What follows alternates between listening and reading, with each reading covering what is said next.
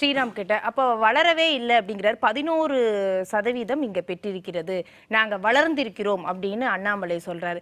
ஆனா தமிழிசை மேம் பேசும்போது என்ன சொல்றாங்க அப்படின்னா, அந்த கூட்டணி அப்படிங்கிறதே ஒரு அரசியல் வியூகம் அது. அப்ப அவங்களுக்கு அந்த எண்ணம் இருக்கிறது. நேரம் இவங்க அதிமுகவும் பாஜகவும் பெற்ற வாக்குகளை நம்ம வந்து சேர்த்து பார்த்தோம் அப்படின்னா திமுக இத்தனை இடங்கள் வெற்றி பெற்று இருக்காது அப்படிங்கிற ஆதங்கத்தை அவங்க வெளிப்படுத்துறாங்க.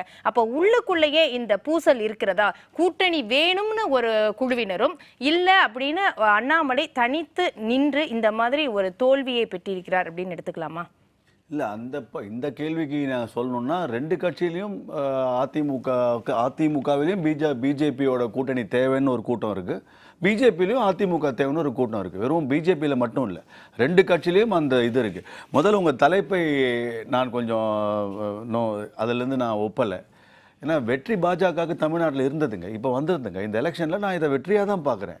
நீங்கள் என்னமோ பாஜகவால் தான் நாங்கள் தோத்துட்டோம், இல்லைன்னா நாங்கள் அப்படியே கதிரை அறுத்து நாங்கள் தள்ளியிருப்போம், நாங்கள் 20 சீட்டு நாங்களே தனியாக வாங்குவோம், இந்த பேச்செல்லாம் பேசினவங்க யார்? 20% நாங்கள் அது சின்ன கட்சி, நாங்கள் ஒரு எங்கள் இந்த கட்சி இந்த தொண்டர்களுக்கு இல்லை மக்களுக்கு அந்த மாதிரி பாசிட்டிவாக பேசணும். நீங்கள் 35 வருஷ கட்சி, 40 வருஷ கட்சி, பாஜகவால் தான் எங்களுக்கு ஓட்டே கிடைக்கல, இல்லை நாங்களே வின் பண்ணிவிடுவோம் அப்படின்னு சொன்னது நீங்கள் ஒருத்தர் வந்து உட்கார்ற போதெல்லாம் நான் அதிமுக ரெப்ரசன்டேட்டிவ், அவர்களை ஆதரிக்கிறோம்னு சொல்லணும். 1.5 கோடி தொண்டர்கள், 2 கோடி தொண்டர்கள் வாங்கினதுமா 1 கோடி தொண்டர்கள் தான், ஒரே 1 கோடி தான் வாங்கியிருக்காங்க. 1 கோடியே 5 லட்சத்தி சில்லற தான். அப்போ எது உண்மை? தொண்டர்களாவது ஓட்டு போட்டிருக்கணும்ல. நீங்கள் சொல்கிற 2 கோடி தொண்டர்கள் இங்கே ஓட்டு போட்டிருக்கணுமே. சரி, அதில் ஒரு 20% ஏதோ அவங்களும் வேலையில் மிஸ் ஆயிடுச்சு, அப்போவாது உங்களுக்கு ஓட்டு எக்ஸ்ட்ரா வந்திருக்கணுமே. நீங்கள் 12 தொகுதியில் 2வது, நீங்கள் 2வது பாஜக. சென்னையில் 3 தொகுதியிலையும் நீங்கள் 3வது.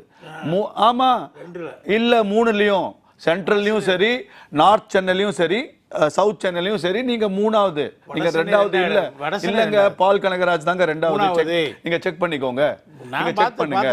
சோ ஆகையினால இது பாஜகவுக்கு இது ஒரு வளர்ச்சி, பாஜகவுக்கு இது வளர்ச்சி தான். அவங்க இன்னும் இப்போ ஆப்வியஸா முதல்ல நோட்டா கட்சினாங்க, அதுக்கப்புறம் உங்களுக்கு யார் ஓட்டு போடுவாங்க, இப்போ நீங்க 5% அப்படியே சொல்லிட்டு தான் இருப்பாங்க. நிச்சயமாக வளர்ந்துருக்கு. இந்த இந்த இந்த இந்த இந்த ஓட்டு பர்சன்டேஜை நீங்கள் பார்த்தீங்கன்னா 81 அசம்பிளி தொகுதியில் பாஜகவுடைய இம்பார்ட்டன்ஸ் தெரிஞ்சிருக்கு. ஸோ வரக்கூடிய அசம்பிளியில் இப்போ என்றைக்குமே சொன்னோம் 2024 அந்த ஆப்வியஸாக அந்த பாசிட்டிவாக எங்களுக்கு சீட்டே வராதுன்னு நாங்கள் சொல்ல முடியாது, யாராக இருந்தாலும் சொல்ல முடியாது. அதுக்கு ஒன்றும் கட்சி நடத்தலை. நம்ம இவ்வளோ ஜெயிக்கணும், இவ்வளோ அடிக்கணும், இவ்வளோ வின் பண்ணணும்னு தான் சொல்லுவாங்க. ஆனால் இந்த 2024 நம்மளுடைய ரியல் இலக்கு இல்லை. தமிழ்நாடை பொறுத்த வரைக்கும் பல விவாதத்திலையும் நிச்சயமாக தமிழ்நாடு எம்பிக்கள் இல்லாமல் பாஜக தேசிய ஜனநாயக கட்சி வரும் என்று சொல்லுதான் நடந்திருக்கு.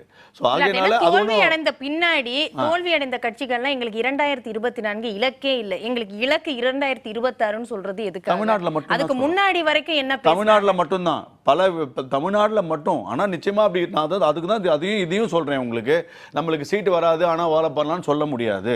ஆனால் உண்மையா 2026 பிளாட்ஃபார்ம் இன்னைக்கு போட்டாச்சா இல்லையா?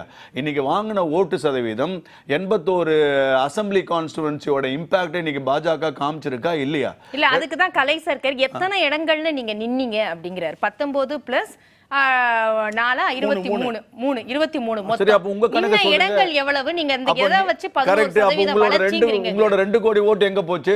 உங்களோட 2 கோடி தொண்டர்கள் ஓட்டு எங்க போச்சு? ஏன் உங்களுக்கு 1 கோடி தான் வந்தது? நீங்க என்ன சொன்னீங்க? 2019ல நீங்க 33% வச்சிருந்தீங்க அதிமுக. இந்த 33% குறைஞ்சதற்கு காரணமே பாஜகவோடு நாங்கள் இல்லை என்றால் நாங்கள் வின் பண்ணுவோம் நீங்க சொன்னீங்கன்னா நீங்க 45% மேல போயிருக்கணும். ஏன் 20% குறைஞ்சிங்க? அப்போ யாருக்கு யாரு சாதகம், யாரு பாதகம்? அதுதான் என்னுடைய பாயிண்ட். 2019ஓட கணக்கு பண்ணும்போது 18, 20 அவங்க அப்படியே தான் வச்சிருக்காங்க. வாக்கு சதவீதம் வந்து குறையல அப்படிங்கற எக்ஸ்ட்ராவா கூடி இருக்கு. கோயம்புத்தூர்ல ஏன் என்ன ஆச்சு? நாடாளுமன்றத்தை இப்ப இருக்கிற நாடாளுமன்றத்தை கோயம்புத்தூர்ல என்ன ஆச்சு? நீங்க தான் மிகப்பெரிய செல்வாக்கு வைத்த கட்சி. நீங்க 3வது தானே போயிருக்கீங்க, 2வது வந்திருக்க பாஜக. இன்னொன்னு, இந்த மெட்ராஸ் சென்னை எடுத்துக்கிட்டீங்கன்னா இது வந்து இந்த சோ கால் கோயலேஷன் பார்ட்டிஸ் யாருமே மெட்ராஸில் ஸ்ட்ராங்கான ஆட்கள் கிடையாது. அது திரு பாரிவேந்தராக இருக்கலாம், இல்லை நீங்கள் நம்ம இவருங்க ஏசி சண்முகம் ஏசி சண்முகம் சாரா இருக்கலாம், இல்லைன்னா நம்ம இந்த இதுல அம்மா முன்னேற்ற கழகத்தோட டிடிவி தினகரன் அவர்களுடைய இங்கெல்லாம் அந்த செல்வாக்கு இல்லையே. இங்க பாஜக தானே அந்த செல்வாக்கு ஆட்டோமேட்டிக்கா தானே வந்திருக்கு. செல்வாக்கு இருக்கக்கூடிய இடத்துல அவர்களுடைய வாக்கை நிச்சயமா நம்ம இல்ல ஓபிஎஸ் சாரா இருக்கலாம். ஓபிஎஸ் சார் நீங்க வந்து அவர் இன்னைக்கு 2.5 லட்சம் ஓட்டு தனியா ஒரு புது சின்னத்துல வாங்கியிருக்காரு. அவரால தான் உங்களுக்கு அதிமுக போச்சுன்னீங்க. போனது நீங்க. இன்னைக்கு பார்த்தோம் ஜெயக்குமார் அவர்களுடைய மகன் வந்து 3வது. நாங்க அப்படி இல்லை என்றால் கொடி கட்டி பறந்தோம்னாரு வட சென்னையில. இன்னைக்கு அங்க வாங்கின ஓட்டு என்ன ஆச்சு? நீங்க வின் பண்ணிருக்கணுமே இதுல. சோ ஆகையினால இதற்கான பாடம் அதிமுகவுக்கு தவிர பாஜகவுக்கு நிச்சயமாக இல்லை.